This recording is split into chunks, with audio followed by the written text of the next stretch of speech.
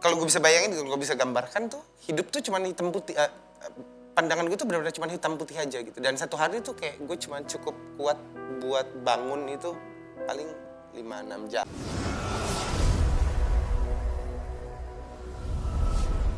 Lagu ini dibuat tahun berapa, Pan? Kalau dibuat sih 2015. 2015 ya? Tapi rilisnya itu 2016, thank you, babe.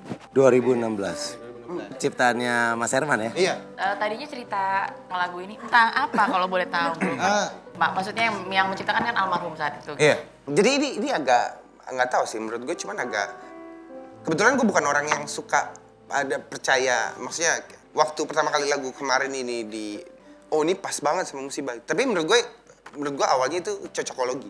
Karena band mana yang nggak punya lagu kehilangan kan? Maksud gue ya, semua band itu punya lagu kehilangan, semua band gitu. Dan bisa aja, maksudnya musibah yang dicocok-cocokkan. Tapi setelah gue coba remind gitu. Jadi gue pernah nanya ke almarhum Herman gitu, kalau Keman ini lagu buat siapa sebenarnya? Dia cerita, dia bilang, aku punya sahabat di Ternate meninggal gitu. Nah selesai.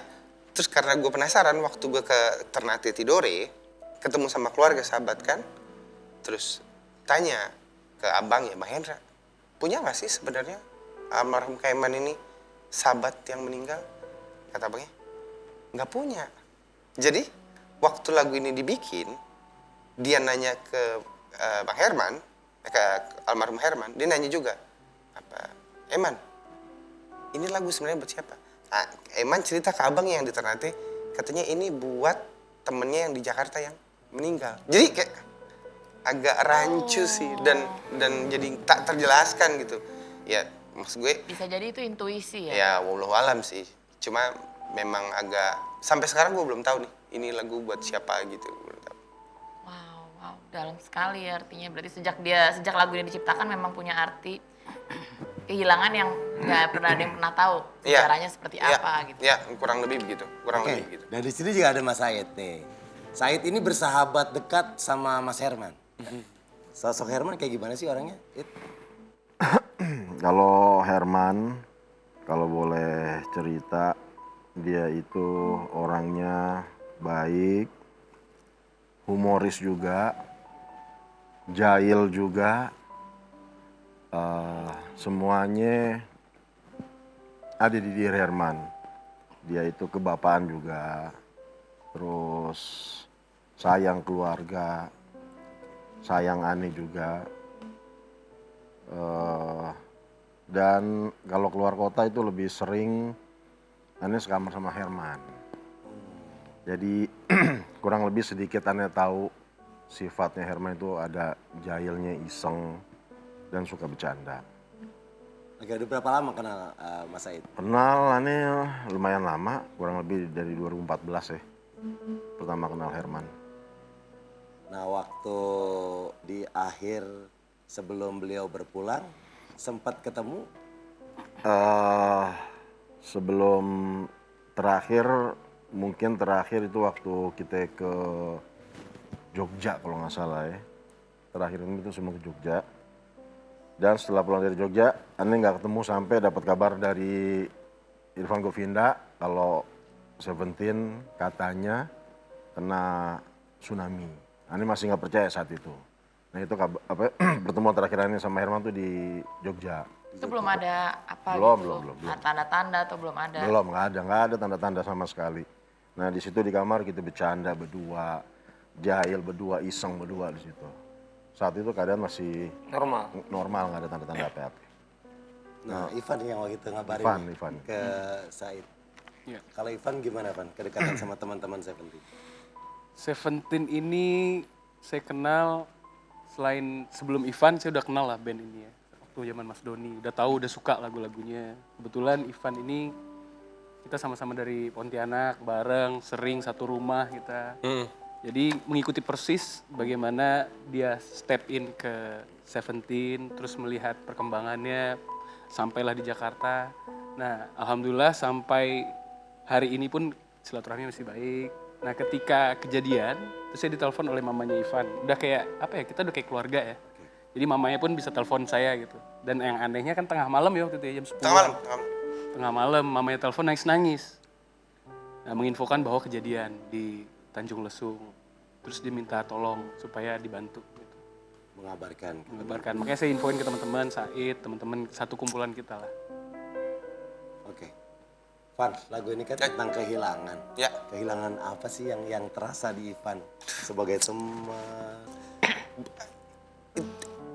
Trauma ya? It takes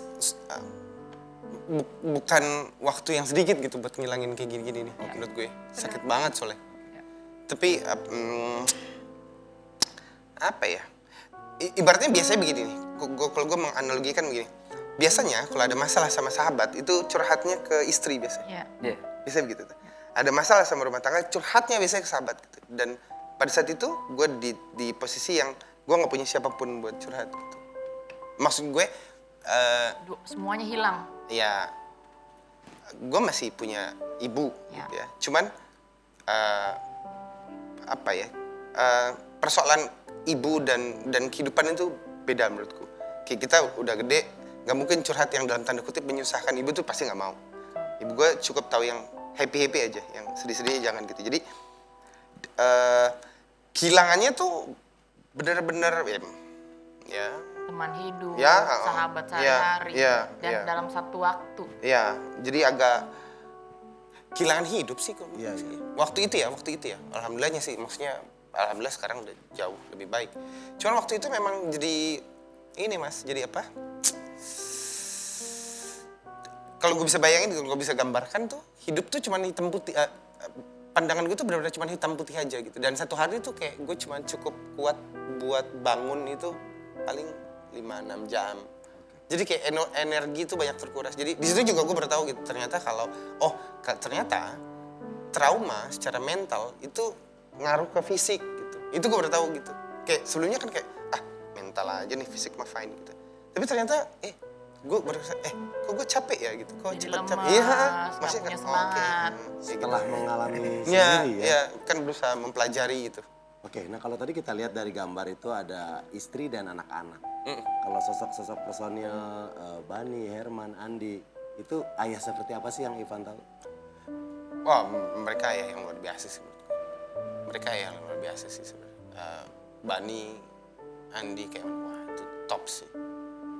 Bahkan sekarang sih menurut gue mereka jadi panutan buat gue gitu. Maksudnya gue pernah denger interviewnya Raffi waktu itu. Raffi bilang dia di posisi sekarang karena tidak pernah capek buat bekerja untuk membahagiakan keluarganya gitu. Itu gue amazed banget gitu. Sama amazed-nya sama saudara-saudara gue yang kayak sampai waktu terakhirnya gitu, dia bekerja untuk keluarganya. Dan itu jadi panutan gue sekarang. Jadi kayak motivasi. Dan mereka benar-benar melakukan itu gitu buat keluarganya sampai detik terakhir gitu. Jadi menurut gue mereka adalah yang luar biasa sih. Indra punya kenangan nggak sama teman-teman Seventeen? Hampir 20 tahun bareng Wow. mereka dari nol, dari sama-sama belum punya album dulu. Ya. Ngikutin perjalanannya setapak demi setapak, saling support. Bahkan kru saya pindah ke Seventeen.